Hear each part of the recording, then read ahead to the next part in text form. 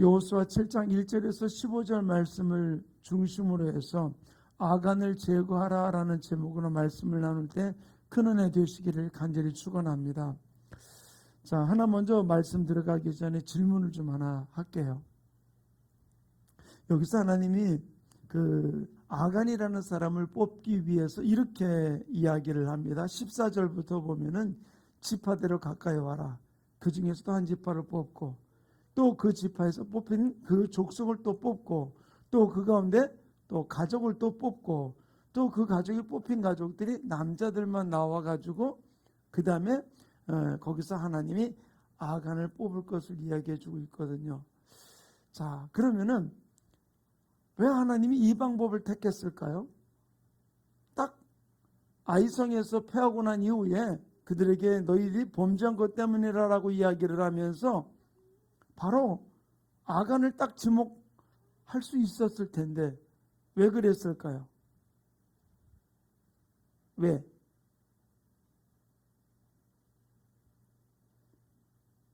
저는 오늘 이 말씀을 좀 읽는데 그런 마음이 들더라고요. 하나님 왜 그러셨을까? 오늘 설교를 준비하는데 이제 그 생각이 안 났는데 오늘 말씀 있는 가운데 왜 하나님이 자 보세요. 지금 나에게 지금 초점이 점점 집중해 들어오잖아요. 지파들 12지파 딱 뽑아놓고 그 중에서 유다 지파 뽑히고 유다 지파 딱 뽑힌다면서 유다 지파 모든 사람이 모여서 또 족속이 뽑히고 그 다음에 또 가족이 뽑히고 지금 점점 자기에게로 좁혀 들어오는 이 일들 앞에 아간의 마음이 어땠을까요? 근데 하나님 왜 이 방법을 선택했을까요? 저는 이것을 볼 때 생각나는 게 하나님은 기회를 주시는 것 같아요.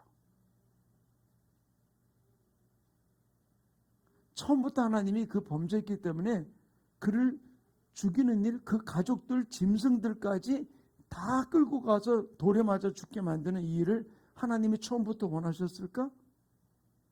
아니에요. 유다 지파가 뽑힐 때 아간이 먼저 나왔다면 하나님은 어떻게 하셨을까?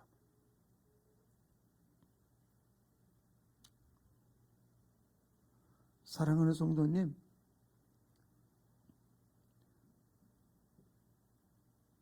우리가 이 땅을 살아가면서 여러 가지 많은 주변의 일들이 일어날 때 그 사람만을 지적하고 그 사람만 뭐라고 그러질 것이 아니라 하나님, 내 안에는 그런 죄가 없나요? 내 안에는 그런 것이 없나요? 내 속에 있는 아간을 우리가 발견할 수 있는 모습이 이루어지기를 간절히 축원합니다. 이스라엘 백성들에게 지금 여리고 성이 무너지는 큰 승리를 그들이 이룩하게 되었어요. 그 다음에 그걸 뭐라 그랬습니까? 아이성을 정탐하고 돌아와서는 거기가 우리가 다 올라갈 필요가 없어요. 그냥 2, 3천 명만 올라가면은 능히 이길 수 있습니다. 있을 것 같습니다. 근데 올라가서 패배했잖아요. 왜 패배했을까요? 2, 3천 명만 올라갔기 때문에 패배한 것이 아니라 바로 범죄했기 때문이라고 이야기를 해주고 있는 것이죠. 그러면서 오늘 우리가 읽은 이 본문 처음에 아간의 범죄임을 이야기를 해주고 있습니다.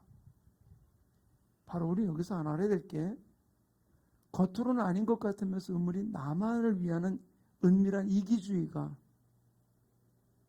우리를 패망의 길로 빠뜨리게 된 일들이 너무나 많다는 것이죠. 저는 우리나라의 여러 가지 많은 현실들도 우리 모습을 통해서 우리가 무엇을 깨달을 수 있을까요? 많은 일들이 사람들의 어떤 비리들이 잘못들이 들추어지고 그럴 때 그것을 가지고서 막 함께 비난하는 일들이 얼마나 많이 있습니까? 근데 우리가 내게 숨겨진 나만을 생각하는 이기주의가 없는지 우리는 한번 살펴볼 수 있어야 돼요. 내가 만약 그 상황이 됐으면 나는 어떻게 할 건가? 나는 절대로 안 그럴 겁니다. 아니요. 아무도 장담할 수가 없다는 거예요. 여리고성을 돌기 전 길갈이라는 곳에서 바로 그들은 모든 남정들이 다 할례를 받으면서, 그리고 그들의 수치가 넘어갔다, 올라갔다라고 이야기를 해주고 있어요. 그래서 모든 일이 다 처리한 그들에게 하나님의 이들을 놀랍게 축복해 주기를 원하셔서 지금 여리고성을 점령시킨 거거든요. 그런데 지금 이들은 그 여리고성을 점령하면서 그들이 손 하나 쓴 게 없죠. 그냥 7바퀴, 하루 한 바퀴씩 돌다가 마지막 날 7바퀴 돌아서 소리 질러가지고 무너뜨린 상황이었잖아요. 근데 저는 오늘 이 말씀을 보면서 느끼는 것이, 오늘날 우리 교회 안에 황금을 취하고 외투를 탐내고 어떤 화려한 것들을 추구하는 그런, 나의 어떤 부를 과시할 수 있는 그런 일들에는 우리가 모든 물질을 드리는 일에 주저하지 않아요. 그런데 진짜 하나님의 나라를 위해서 영적 전쟁을 치르는 일에 비용을 우리가 지불하고 나가는 일들 앞에 우리가 얼마나 대가를 지불하고 있는가. 근데 가만히 한번 살펴보세요. 내 자신 속에서 어디에다 우리가 대가를 지불하고 있는가.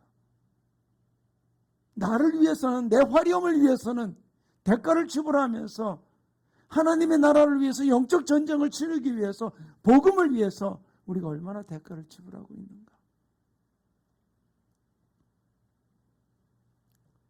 이런 일을 위해서 어떤 때는 교회 안에 거부하는 모습들, 어쩌면 이것이 악한 것 같은 모습들이 많아요. 왜 우리가 힘들다고, 왜 선교사님들이 왜 철수하나요? 왜 그들의 선교비가 줄어들 이유가 바로 무엇이 있을까요? 다른 데를 조려서 하더라도 더 그들에게 복음을 전해야 될 부분들이 아닐까요?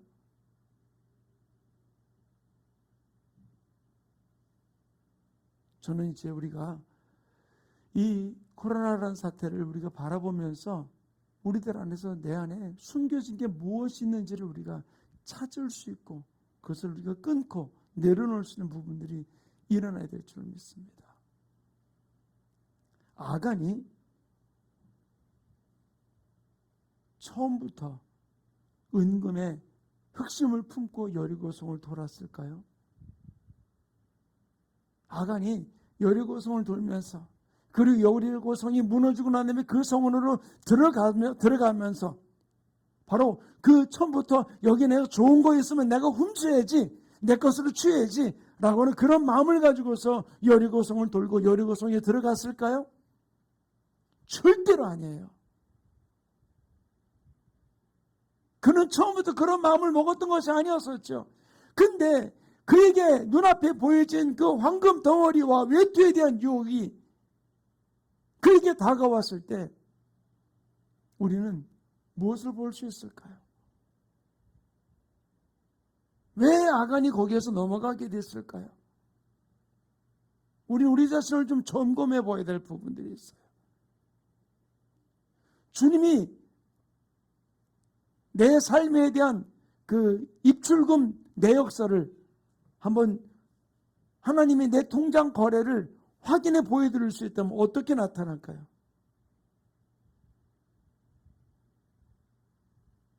내 가정 안에, 내 개인적인 삶 속에서 지출 내역을 한번 분류를 해본다면 어떻게 될까요?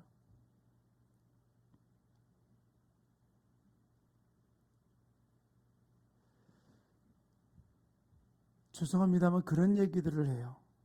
교회에 설교를 하면서 재미있고 신나게 진짜 가슴 뻥 뚫리는 그런 소리보다 회개하라고, 내가 죽으라고, 그리고 복음을 위해서 내가 철저하게 순종하라고, 순교하는 자리로 들어가라고, 그리고 주님을 위해서 내 물질을 드리면서 헌신하라고 이렇게 설교하면은 교회가 부흥하지 않는데요. 교인들이 부담을 갖고 힘들어한다고 얘기를 하더라고요.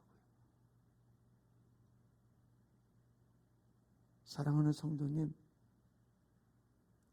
너무나 안타까운 것은 놀라운 명성과 가시적인 성과를 나타내지 않는다면 어떤 면에서는 영적으로 굉장히 중요한 일인데도 불구하고 그 영적인 사역들이 중단되는 모습들을 너무나 많이 볼 수 있어요.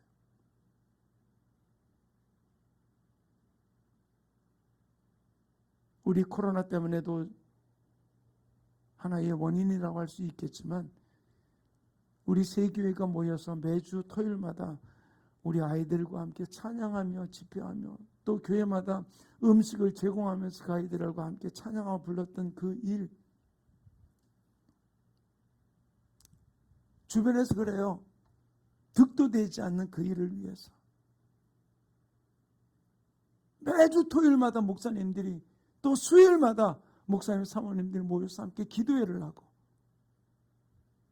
그리고 토요일날 모여서 아이들과 함께 찬양하고 말씀 공부하고 그 일이 무슨 득이 되냐고.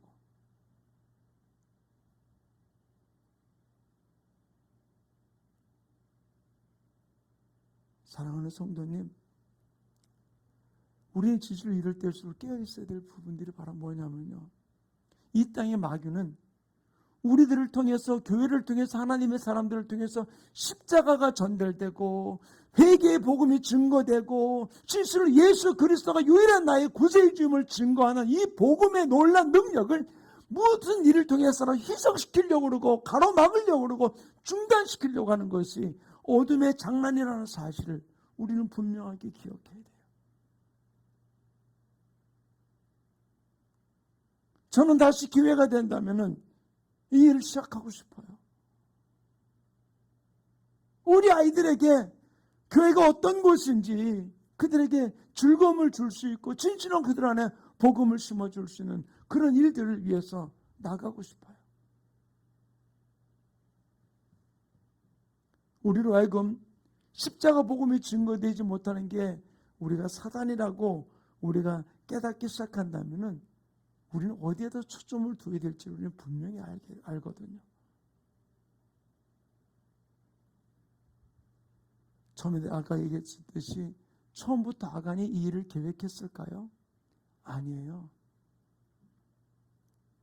그런데 왜 아간이 이런 자리까지 들어가게 됐을까요? 바로 그 마음 안에 처리되지 못한, 할례를 받으면서 진실로 내가 끊어지지 못한, 내가 해결하지 못한 그 부분들이 그로 하여금 사단이 들어올 수 있는 문을 열어주게 되었던 것이죠. 내 안에 처리되지 못한 욕심과 내 안에 처리되지 못한 물질의 영역들, 안목의 영역들, 육신의 자랑들, 이 부분들이 사단에게 문을 열어놓는 결과를 가져오게 되었던 것이죠. 그러다 보니 아간이 이와 같은 일들로서 자기 자신뿐만 아니라 민족 전체가 어려움을 당하게 만들었던 모습을 볼 수 있잖아요. 우리는 내 자신을 살펴볼 게 내 안에 사단을 향해서 열린 문이 어떤 것이 있는지, 우리는 우리 안에서 내 자신을 살펴봐야 돼요. 내 안을 은밀하게 자리 잡고 있는 그 사단의 빌미를 줄 수 있는 그 은밀한 것이 무엇이 있는지 하나님 내게 보여주시고 깨닫게 도와주셔서 이 모든 것들을 처리해서 어떤 일들 속에서라도 사단에게 문을 열지 아니하도록 내 안에 육신의 정욕과 안목의 정욕과 이생의 자랑이 내게 엄습하지 못하도록, 그러기 위해서는 그 빌미가 되는 분들을 우리가 막을 수 있고 처리할 수 있는 사람이 일어나야 될 줄 믿습니다. 이 부분들을 처리하지 못한다면은 내가 아간과 같이 내 앞에 황금이 화려한 외투가 있으면은 우리는 넘어갈 수밖에 없다는 것이죠. 또 하나 성경에 나오는 인물 가운데 도액이라는 인물이 있어요. 이 도액이라는 인물은 성경에 이렇게 기록해 놓고 있습니다. 사무엘상 22장 8절과 9절을 같이 한번 읽겠습니다. 시작. 너희가 다 공모하여 나를 대적하며 내 아들이 이새의 아들과 맹약하였으되 내게 고발하는 자가 하나도 없고 나를 위하여 슬퍼하거나 내 아들이 내 신하를 선동하여 오늘이라도 매복하였다가 나를 치려하는 것을 내게 알리는 자가 하나도 없도다 하니 그때 에돔 사람 도액이 사울의 신하 중에 섰더니 대접하여 이르되 이새의 아들이 노베 와서 아이두비 아들 아히멜렉에게 이런 것을 내가 보았는데, 여기서 이 도액이라는 사람이 어떤 사람이냐면 다윗이 사울 왕에게 쫓겨가지고서 그 당시 대제사장이었던 아비멜렉을 찾아가게 되었어요. 그때 그에게 우리가 먹을 것이 있느냐, 여기 지금 먹을 건 없고 지금 성전에 제단에 들었다가 물려낸 거룩한 떡이 있다라고 이야기합니다. 그래서 그 떡을 줍니다. 그 떡을 먹고 난 이후에 이 다윗이 묻습니다. 혹시 여기 무기가 있냐? 내가 지금 급한 일로 오느라고 무기를 놓고 왔다라고 얘기하니까 당신이 죽인 골리앗의 칼이 여기 제단에 있습니다. 그 칼을 내어줍니다. 그리고는 떠나게 되었어요, 다윗이. 근데 그 누가 보았냐면은 도액이 봤어요. 도액은 어떤 사람이냐? 오늘 29절에도 기록해 놓고 있이 에돔 사람 도액이라고 이야기해 주고 있거든요. 에돔 사람. 어떤 면에서 이스라엘 백성들과 함께 있지만 에돔 사람은 이방인 취급받으면서 그는 무시받고 인정받지 못하는 사람이었어요.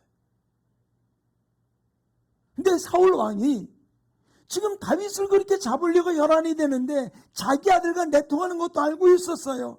근데 아무도 자기에게 그 정보를 주지 않습니다. 다윗에 대한 정보를.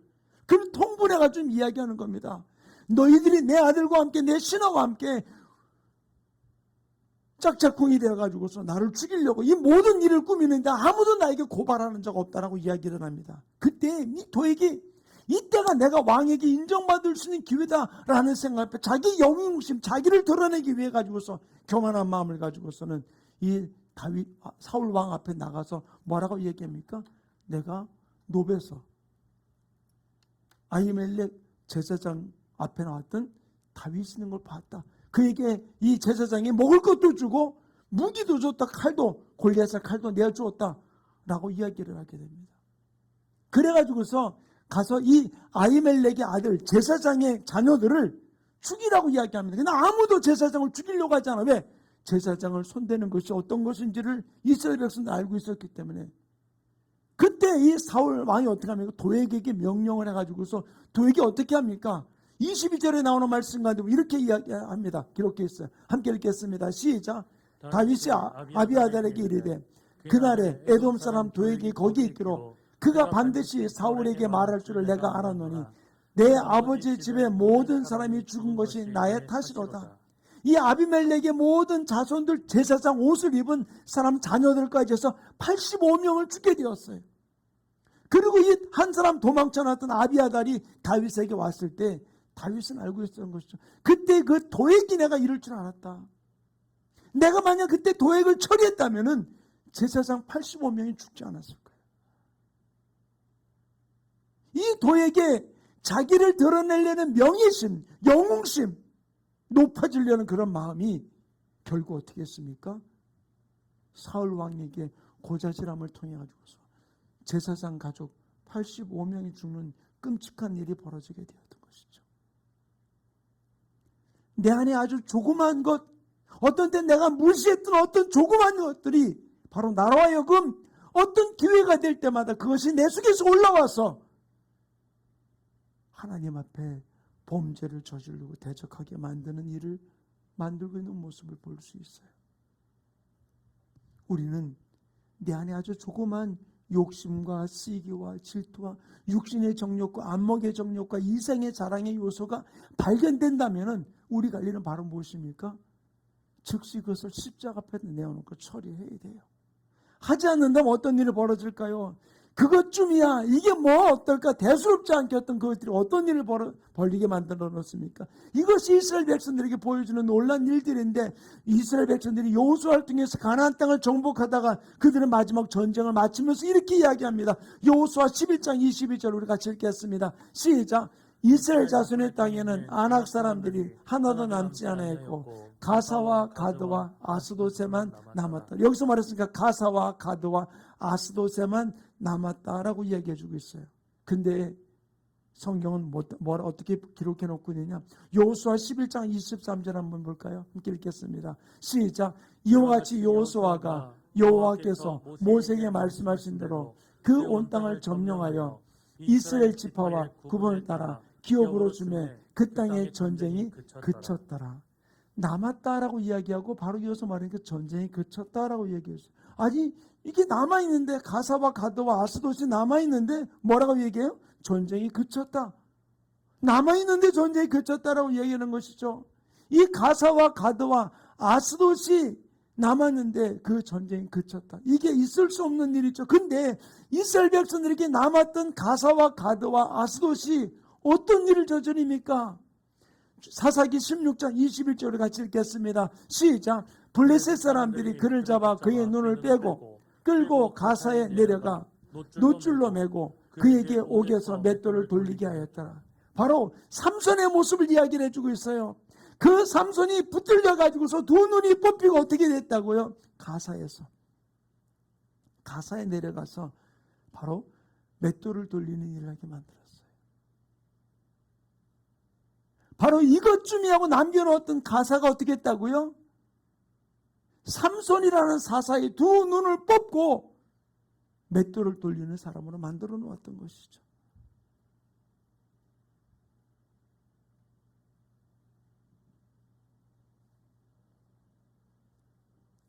삼손이 가사에서 두 눈이 뽑히고 조롱당하는 일을 겪게 만들어요. 그리고 가드와 그 다음에 아나도 어떤 일이 벌어집니까? 사무엘상 5장 7절과 8절 우리 같이 읽어볼까요? 함께 읽습니다. 시작. 아스돗 사람들이 이를 보고 이르되 이스라엘 신의 괴를 우리와 함께 있지 못하게 할지라. 그의 손이 우리와 우리의 신 다곤을 친다 하고 이에 사람을 보내어 블레셋 사람들의 모든 방백을 모으고 이르되 우리가 이스라엘 신의 괴를 어찌하려 하니 그들이 대답하되 이스라엘 신의 궤를 가드로 옮겨가라 하므로 이스라엘 신의 궤를 옮겨갔더니, 여기서 아스돗 사람들이 또 그 다음에 그 신이 또 가드 사람들에게 옮겨지면서 바로 이 법궤가 조롱당하는 모습을 볼 수 있어요. 바로 이스라엘 백성이 이것쯤이 하고 남겨놓았던 그것이 어떤 일을 가져옵니까? 하나님의 사람 삼손의 두 눈이 뽑히고 조롱을 당하고 하나님의 법궤가 조롱당하고 멸시당하는 그런 모습 가운데 아나돗에서 가사에서 이 모든 일을 겪게 만들었던 모습을 볼 수 있어요. 사랑하는 우리 충만교회 성도님, 우리 안에 내 안에 처리되지 못한 아간과 도액은 어떤 것입니까? 내 안에 육신의 정욕과 안목의 정욕과 이생의 자랑이 어떤 것이 있습니까? 어떤 때 내 안에 용서하지 못한 사람, 내 안에서 미워하는 사람, 이것이 될 수도 있어요.